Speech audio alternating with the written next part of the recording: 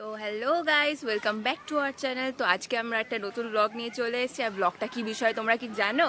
नहीं। অর্ক নিয়ে নিয়েছে একটা নতুন বাইক।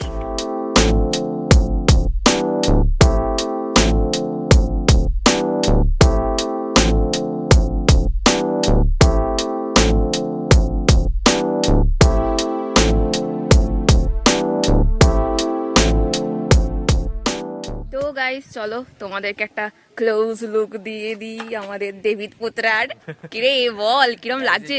কালকেই নিয়েছি, মানে কালকেই নিয়ে এসেছি। এটা হচ্ছে Bajaj Avenger BS4 model 220 cruise. এটা কিন্তু স্ট্রিট ভার্সন নয়, এটা হচ্ছে ক্রুজ ভার্সন।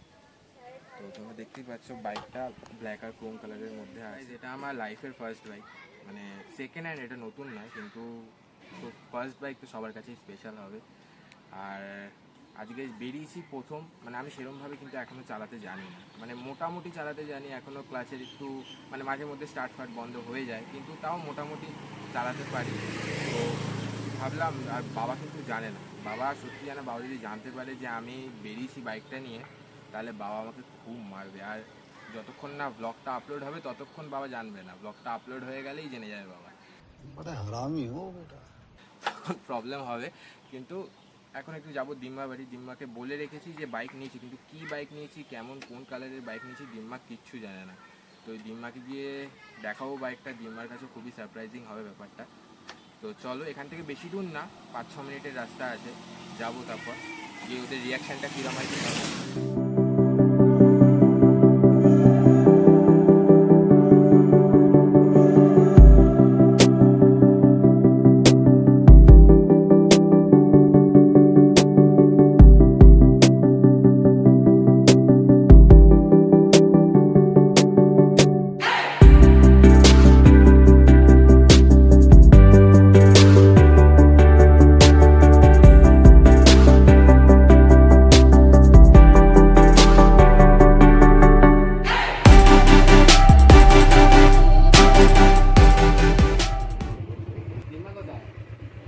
ফাইনালি আমরা গাইস দিম্মাদের বাড়ি পৌঁছে গেছিলাম। আর দাদু কিন্তু প্রথমে পুরো অবাক হয়ে গেছিল।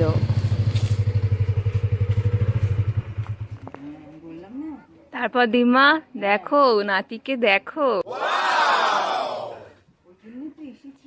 নাতি। হ্যাঁ, তোমার নাতি তো আর খুশি ধরে রাখতে পারছে না। উফ। তো গাইস আমরা কিন্তু এখন দিম্মাদের বাড়ি ঢুকে গেছি। আর সত্যি বলতে আন্টি অলরেডি কল করে ফেলেছে, কারণ ওদের প্রচণ্ড টেনশন হচ্ছিল। আমাদের তো ঢুকতে একটু দেরি হয়েছে, একটু ভিডিও তো বুঝতেই পারছো। তো টেনশন তো হবেই বলো, কিন্তু খুব ভালোভাবেই এসছি। সত্যি বলতে অর্ক কিন্তু খুবই ভালোভাবে চালিয়েছে, মানে আমার তো কোনো প্রবলেম, আমারও ভয় লাগছিল, আমারও কিন্তু ভয় লাগছিল, কারণ আমিও প্রথমবার আজকে বসলাম। বাট সত্যি বলতে ভালো চালিয়েছে প্রথমবারে, মানে সেকেন্ডবার এটা ভালো চালিয়েছে। আর দিম্মা দাদুর কিন্তু প্রচণ্ড ভালো লেগেছে, নাতি বাইক নিয়েছে, অবভিয়াসলি দেখতে খুব ভালো লাগছে। তো ওদেরও খুব পছন্দ হয়েছে কিন্তু। তো এবার একটু এখানে গল্প করে নিয়ে আর তোমাদের সঙ্গে আবার বেরিয়ে কথা হচ্ছে। টাটা দিম্মা, টাটা দাদু। আসছি। তো গাইস এখন কিন্তু আমরা চলে এসেছি বাড়ি আমাদের দেবিতপুত্রা নিয়ে।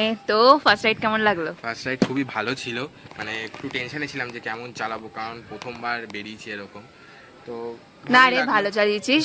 না সত্যি গাইস, ও কিন্তু ভালো চালিয়েছে, আমার একটু ভয় লাগে। চলে এসেছি বাড়িতে, দিম্মারও খুবই ভালো লেগেছে, দাদুরও খুবই ভালো লেগেছে গাড়িটা। তো আশা করি তোমাদের এই ব্লগটা খুবই ভালো লাগলো। তো আর একটু ভালো করে গাড়িটা শিখে নিই, তারপর আরো দূরে যাবো। তারপর अभी मजा आएगा ना भिड़ो। তো গাইস দেখা হচ্ছে আবার পরের ব্লগে, ততক্ষণের জন্য টাটা। তারপর কাকু, তুমি যখন শুনলে অর্ক বাইক নিয়ে বেরিয়েছে, কিরম লাগলো? আর বলিস না, আমার যা টেনশন হচ্ছে। আমি তো বাড়িতে এসেই মাত্র আমি আগেই জিজ্ঞাসা করেছি বাইক কোথায় গেল। এবার যেই না তোর কাকিমা বলেছে বাইক নিয়ে, এবার তোর কাকিমা হাসতে মেশি, আমি তখনই বুঝেছি কিছু একটা ব্যাপার আছে। তারপরে সঙ্গে সঙ্গে বলছে যে ওই বেরিয়েছে একটু বাইক নিয়ে। এবার তোমার তো মাথায় হাত পড়ে গেছে। আমার প্যালপিটেশন শুরু হয়ে গেছে। তুমি দিলে কেন? ও এখন অব্দি সেরকম ভাবে হাতই হয়নি। বলে না ওই অঙ্কিতাও আছে। আমি সর্বনাশ করেছি, আবার অঙ্কিতাকে নিয়ে গেছি। এই তো মহা জ্বালাতনের ব্যাপার।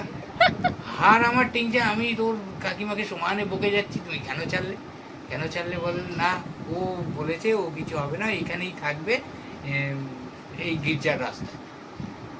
এবার আমি তোর কাকিমাকে সমানে খুঁজিয়ে যাচ্ছি, দেখা আর আমরা চলে গেছি দিম্মার বাড়ি। হ্যাঁ, তারপরেই তো তোরা ফোন করলি, হুম। ফোন করে বললি যে আমরা দিনমা বাড়ি আছি।